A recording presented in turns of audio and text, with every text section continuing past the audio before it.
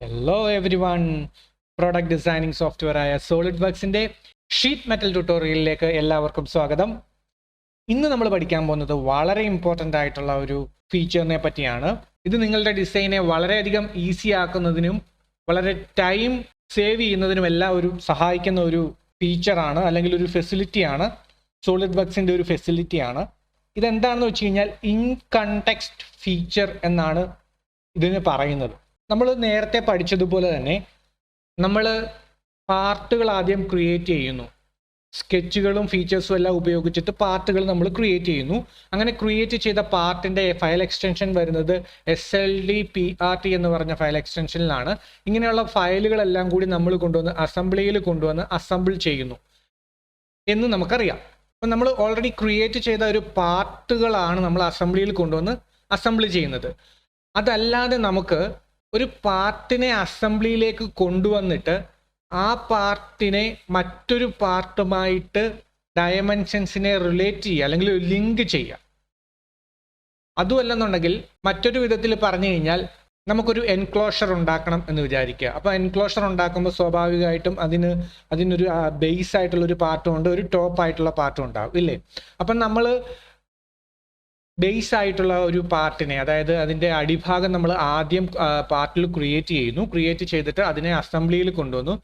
അസംബ്ലിയിൽ കൊണ്ടുവന്നതിന് ശേഷം ആ അസംബ്ലിയിൽ നിന്ന് തന്നെ നമുക്ക് മറ്റൊരു പാർട്ടിനെ ക്രിയേറ്റ് ചെയ്യാം.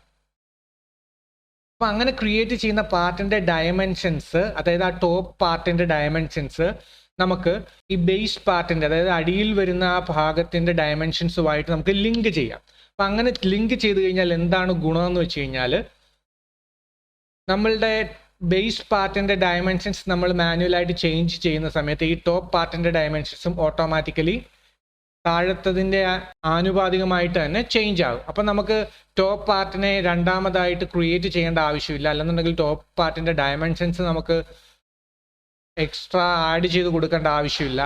ജസ്റ്റ് ആ ബേസ് പാർട്ടിൻ്റെ ഡയമെൻഷൻസ് മാത്രം ചേഞ്ച് ചെയ്താൽ മതിയാവുന്നതാണ്. അല്ലെങ്കിൽ ഇതിനെ നമുക്ക് മറ്റൊരു വിധത്തിൽ പറയാം, നമ്മൾ അസംബ്ലിയിലുള്ള ഒരു പാർട്ടിനെ മറ്റൊരു പാർട്ടുമായിട്ട് എക്സ്റ്റേണൽ ആയിട്ട് റെഫറൻസ് ചെയ്തു വെക്കുന്നു എന്നുള്ള ഒരു മെത്തേഡിൽ നമുക്കിതിനെ പറയാം. ഞാൻ പറഞ്ഞത് നിങ്ങൾക്ക് വ്യക്തമായി മനസ്സിലായി എന്ന് വിശ്വസിക്കുന്നു. എന്തെങ്കിലും ഡൗട്ട് ഉണ്ടെങ്കിൽ കമൻറ്റ് സെക്ഷനിൽ ചോദിക്കാൻ ഞാൻ മറുപടി നൽകുന്നതാണ്. ഈ ഇൻകണ്ടെക്സ്റ്റ് ഫീച്ചർ എന്ന് പറഞ്ഞു കഴിഞ്ഞാൽ ഒരു അസംബ്ലിയിലുള്ള ഡിഫറെൻറ്റ് പാർട്സുകളുടെ ഡയമെൻഷൻസ് തമ്മിൽ ലിങ്ക് ചെയ്യുന്നതിന് വേണ്ടിയിട്ട് ഉപയോഗിക്കുന്ന ഒരു ഫീച്ചറാണെന്ന് നിങ്ങൾക്ക് മനസ്സിലായി. ഇനി നമുക്കൊരു എക്സാമ്പിൾ നമുക്ക് കണ്ടു നോക്കാം, എങ്ങനെയാണ് ഇത് ആക്ച്വലി യൂട്ടിലൈസ് ചെയ്യാൻ സാധിക്കുക എന്നുള്ളത്. അതിനു വേണ്ടിയിട്ട് ഞാനിവിടെ ഒരു സോളിഡ് വർക്സിൽ ഒരു പാർട്ട് ഫയൽ ഓപ്പൺ ചെയ്യുന്നു. പാർട്ട് ഫയൽ ഓപ്പൺ ചെയ്തതിന് ശേഷം ജസ്റ്റ് നമ്മൾ രണ്ട് കാര്യങ്ങളാണ് ക്രിയേറ്റ് ചെയ്യേണ്ടത്. അതായത് ഒന്ന് ബേസ് പാർട്ടും ഒന്ന് ടോപ്പ് പാർട്ടും. അപ്പോൾ നമുക്ക് ആദ്യം ഒരു ബേസ് പാർട്ടിനെ ക്രിയേറ്റ് ചെയ്യാം. അത് കഴിഞ്ഞിട്ട് അതിനെ അസംബ്ലി ഫയലിൽ ഓപ്പൺ ചെയ്തിട്ട് ആ അസംബ്ലി ഫയലിൽ ഇൻ കണ്ടെക്സ്റ്റ് ഫീച്ചർ അപ്ലൈ ചെയ്തുകൊണ്ട് നമുക്ക് ഒരു ടോപ്പ് പാർട്ട് കൂടി ക്രിയേറ്റ് ചെയ്യാം. അപ്പോൾ അതിന് വേണ്ടിയിട്ട് ഞാനിവിടെ ഒരു പ്ലെയിൻ സെലക്ട് ചെയ്യുകയാണ്. പ്ലെയിൻ സെലക്ട് ചെയ്തതിന് ശേഷം ഞാനൊരു സ്കെച്ച് വരയ്ക്കുകയാണ്. ജസ്റ്റ് ഇങ്ങനെ, ഓക്കെ, അങ്ങനെ ഒരു സ്കെച്ച് വരച്ചു. സ്കെച്ച് വരച്ചതിന് ശേഷം ഞാൻ അതിനകത്ത് ഡയമെൻഷൻസ് അപ്ലൈ ചെയ്ത് കൊടുക്കുകയാണ്. ഇതൊരു 10 ഇരിക്കട്ടെ. അതുപോലെ തന്നെ ഇതൊരു 5 ഇടാം. അതുപോലെ തന്നെ ഒരു റിലേഷൻ അപ്ലൈ ചെയ്ത് കൊടുക്കാം. This one equal to this one equal ആണ്. അതുപോലെ തന്നെ this one equal to this one equal ആണ്. Okay, this one equal to this one equal ആണ്. ഓക്കെ, അതിനുശേഷം ഈ ഡയമെൻഷൻസ് അപ്ലൈ ചെയ്ത് കൊടുക്കുന്നു. 2 മതി. 2 1. ഓക്കെ, ഇപ്പോൾ ഫുള്ളി ഡിഫൈൻഡ് ആയിട്ടുണ്ട്.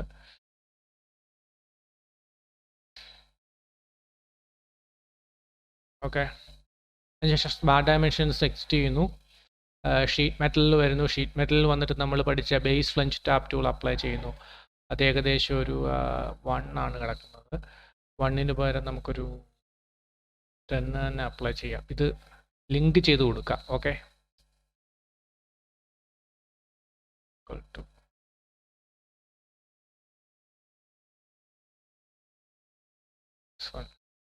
നമ്മളിതിനെ ലിങ്ക് ചെയ്ത് കൊടുത്തിട്ടുണ്ട്. ഇനി ഇതിനെ സേവ് ചെയ്യണം. സേവ് ചെയ്യുന്നു. പാർട്ട് 1, അതായത് ബേസ് പാർട്ട് എന്ന് പറഞ്ഞ് നമ്മൾ സേവ് ചെയ്യുന്നു. ഓക്കെ, നമ്മൾ ബേസ് പാർട്ടിനെ നമ്മൾ ഒരു ലൊക്കേഷനിൽ നമ്മൾ സേവ് ചെയ്യുന്നു. അപ്പോൾ ഇത് സേവ് ആയിട്ടുണ്ട്. ഓക്കെ, ഇനി അടുത്തായിട്ട് നമ്മൾ വേറൊരു ഫയൽ ഓപ്പൺ ചെയ്യുകയാണ്.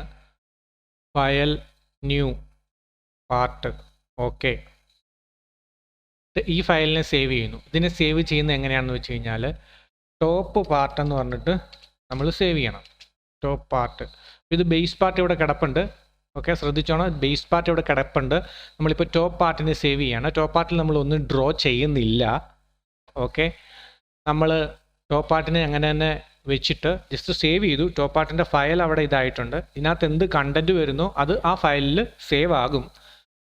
അപ്പോൾ നമ്മൾ ഇതിനെ സേവ് ചെയ്തതിന് ശേഷം നമ്മൾ നേരെ ആദ്യം ചെയ്യേണ്ട എന്താണെന്ന് വെച്ച് കഴിഞ്ഞാൽ ടൈൽ ഹൊറിസോണ്ടലി എന്ന് പറഞ്ഞിട്ടൊരു ഇതുണ്ട്. വിൻഡോയിൽ വന്നു കഴിഞ്ഞാൽ ടൈൽ ഹൊറിസോണ്ടലി, ടൈൽ വെർട്ടിക്കലി എന്നൊക്കെ പറഞ്ഞ് കുറേ ടാബുകൾ കാണും. അല്ലെന്നുണ്ടെങ്കിൽ ഇതിനെ സ്വാപ്പ് ചെയ്താലും മതി.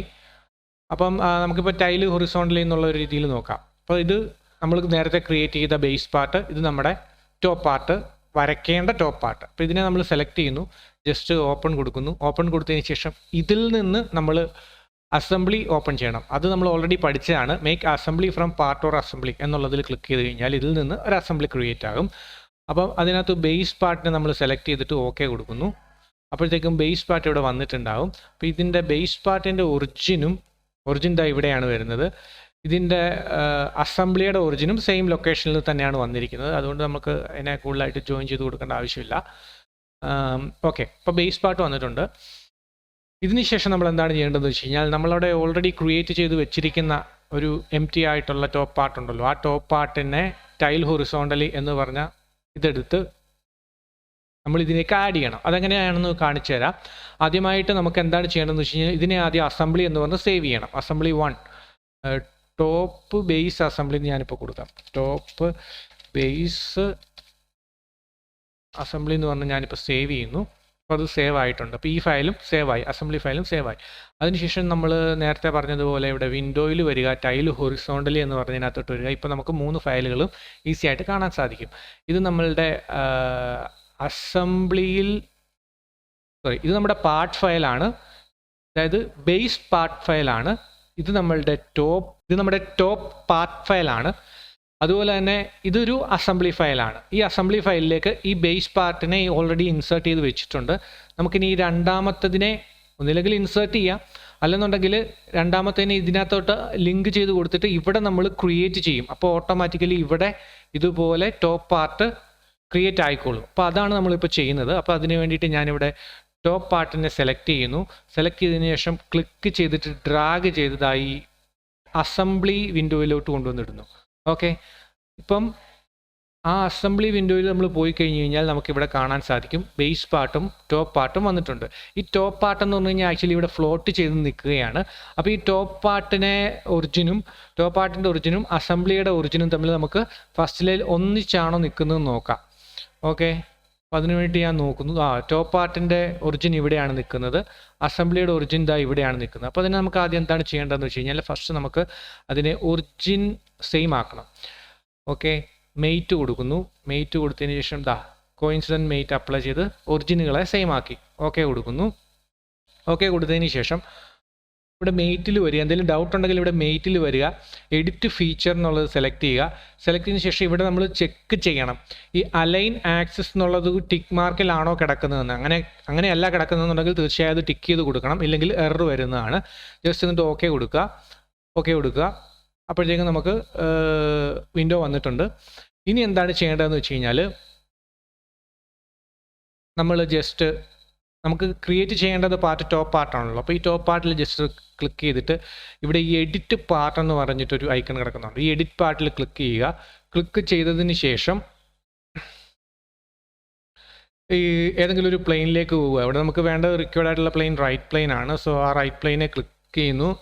ജസ്റ്റ് നോർമൽ 2 ആക്കുന്നു. നോർമൽ 2 ആക്കിയതിന് ശേഷം നമ്മൾ അതിനകത്ത് സ്കെച്ച് ചെയ്യാൻ തുടങ്ങുകയാണ്.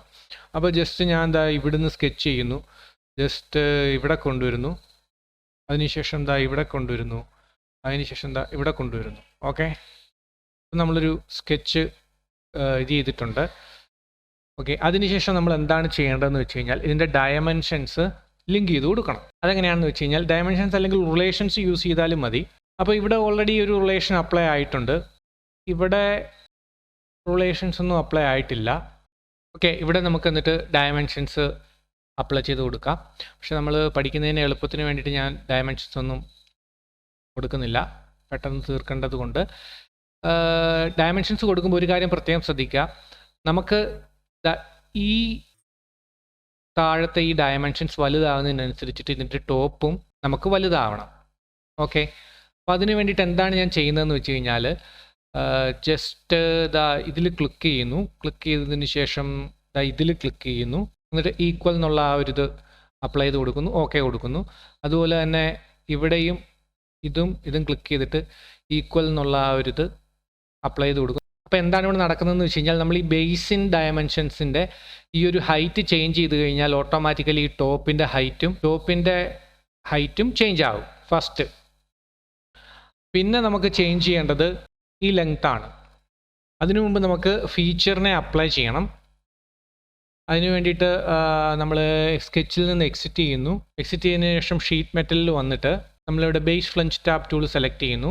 സെലക്ട് ചെയ്തതിന് ശേഷം ഇതിൻ്റെ ലെങ്ത് എത്രയാണെന്ന് ചോദിക്കുന്നുണ്ട്. അപ്പോൾ നമ്മൾ നേരത്തെ ഓൾറെഡി ഒരു 10 കൊടുത്തത് ഓർമ്മയുണ്ടാവുമെന്ന് വിശ്വസിക്കുന്നു. ആ 10 നമ്മൾ സെലക്ട് ചെയ്ത് കൊടുക്കണം.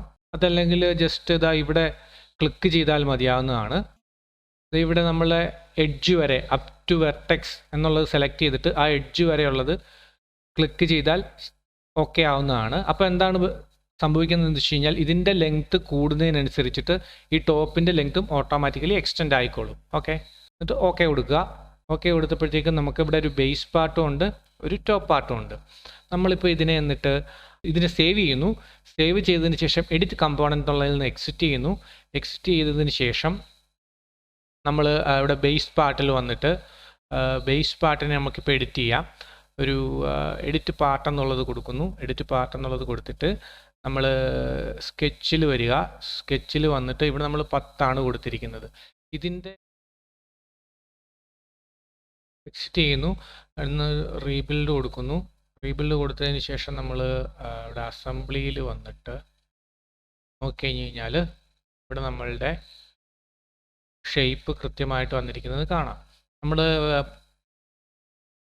വീണ്ടും നമ്മൾ ബേസ് പാർട്ടിൽ നമ്മൾ ഡയമെൻഷന് ചേഞ്ച് ചെയ്യുകയാണെന്ന് വിചാരിക്കുക. അതായത് ഇപ്പം ബേസ് സ്കെച്ചിന് നമ്മൾ എഡിറ്റ് ചെയ്യുകയാണ്. അതായത് ഇപ്പോൾ ഇതൊരു 10ലേക്ക് കൺവേർട്ട് ചെയ്യുകയാണ്. 10ലേക്ക് കൺവേർട്ട് ചെയ്യുന്നു.